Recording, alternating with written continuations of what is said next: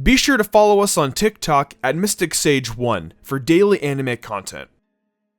Shoto Todoroki, one of the most promising students at UA High. Todoroki is the son of Endeavor, the new current #1 hero. Obviously, being in this position, he has a lot of pressure to live up to. With that said, he also has an amazing quirk, being half cold and half hot.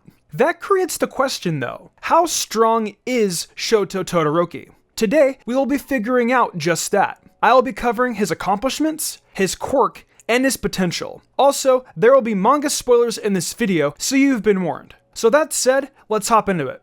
As I mentioned in the intro, Todoroki is the son of Endeavor, the #1 hero, and as a child, he received special training. Endeavor had the goal of producing the ultimate offspring, of having a half ice and half fire quirk. In doing so, Endeavor had 4 children: Toya, Fuyumi, Natsuo, and Shoto. Shoto was obviously the one to get the power of half cold and half hot. With this quirk in mind, and the training he had received, Shoto was able to get into UA High, the most prestigious academy for heroes in training. Shoto got in because of special recommendations, and to be able to get in through that method screams potential. He totally aced the entrance exam and scored #2 in the academy apprehension test right behind Momo. Another situation is when he is able to absolutely decimate the League of Grunts at the USJ. I feel some fans forgot about this actually. Obviously, we know what happens at USJ. The League of Villains attack, and Class 1A has to fend for themselves. Shoto on his own is able to clobber a crap ton of adult villains using only his ice side. He was able to keep calm during this situation and adapted very quickly to what was going on. He even makes the comments to the villains, "You're losing to a child, and you're an adult. How do you feel?" Shoto just completely roasted these guys, and it shows that he is easily one of the top 3 in Class A at this point. What's crazy is that he's still only using his ice side. In the beginning, Todoroki really didn't interact with his classmates, as all he wanted to do was get stronger. Well, he certainly was very strong for that point, using only his ice side of his quirk. Using his ice side, he still scored 2nd place in the apprehension test, and passed the entrance exam. He was even able to get 2nd place during the sports festival using only his ice side for the majority of the time. Using only the ice side, Shoto was able to accomplish all of that. That's mind-boggling to say the least. However, once he and Deku fought each other, Shoto finally used his fire side after Deku telling him, "It's your power, not Endeavor's." After that moment is when Todoroki really starts to realize his potential in my opinion. Having the genetics of Endeavor and that fire quirk makes Todoroki a threat even with that side. Despite having Endeavor's genetics though, this is where Todoroki starts to get the ultimate character development, especially being able to push past what happened to him. He even starts to visit his mother more often. At the sports festival, Todoroki starts to demonstrate his battle prowess, using his keen instincts, movements, and technique. Right around the time, Deku and Class 1A are doing their class internships. Shoto was working under his father during the time, and Deku was working with Gran Torino. Tenya Ida was also working under Manuel in Hosu City to find the culprit of his brother Ingenium's demise. We found out that it's the hero killer Stain, a vigilante who wants to clean the world up of false heroes. Ida goes off on his own to stop Stain and to avenge his brother, but is unfortunately crippled. Deku and Todoroki both show up to his rescue. Todoroki actually holds the hero killer off for a good while, and the hero killer is very experienced in combat. Shoto was able to ascertain the situation pretty well while working together with Deku. Plus at this point, he is using both of his sides.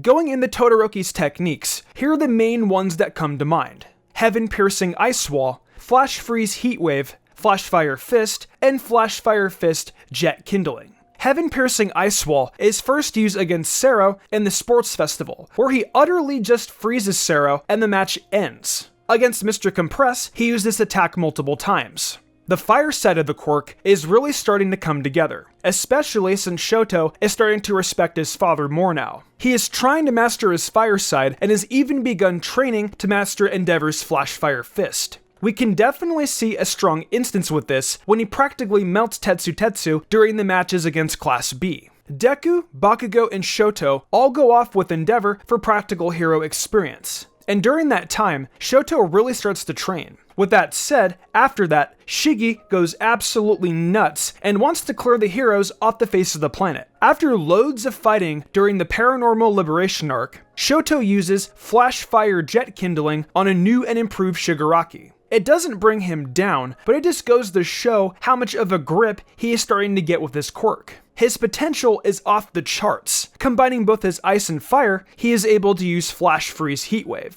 We see this at the end of his fight against Midoriya at the sports festival. Beyond this, he uses it a few more times, and we see that he gets better at switching between cold and hot pretty frequently. The fact he can switch much faster now also shows he's getting stronger at a very rapid rate. Another aspect that I want to touch on is Todoroki's intelligence, and the fact he notices a lot of things others don't. And sometimes he pieces stuff together a bit wrong. That is played for comedy sometimes, but when it counts, he's pretty damn bright.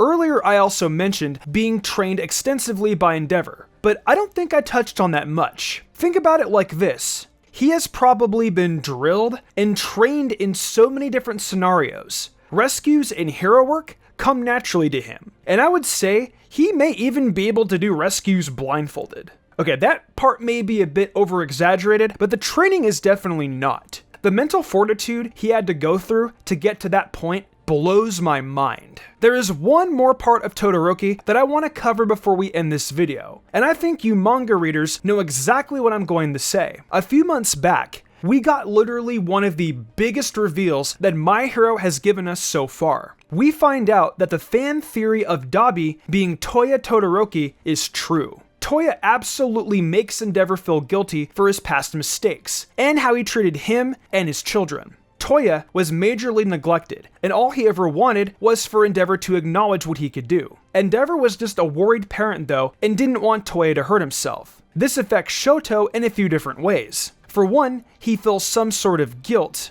but mostly due to how Endeavor treated him. He, in this aspect, got the opposite treatment to what Toya got. Toya refers to Shoto as the perfect one, and Shoto, I think, feels at fault because he's the reason Toya got ignored. Shoto, though, couldn't control this, but he definitely always wanted to bond with his siblings. Endeavor always referred to them as failures, though, and in doing so, this made everyone in the family hold a major grudge against him.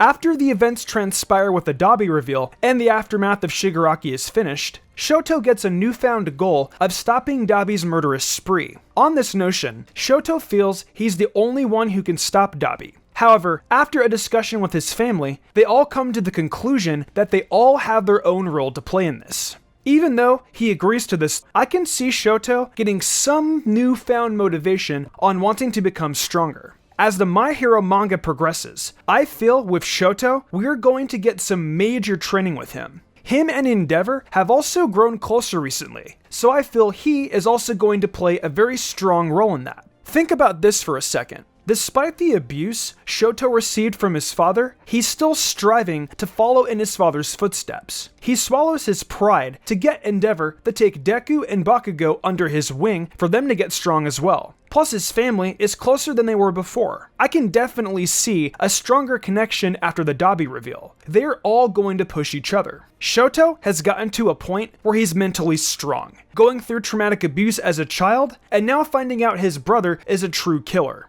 I mentioned mental fortitude before, but just think about everything he has gone through. Mental strength builds toughness, thus building physical toughness as well. The only small thing Todoroki really has to work on, while he does have a cool side to him, he doesn't calm himself when he starts to lose. After a while though, I think he can get this under control. That goes into my last and final comparison.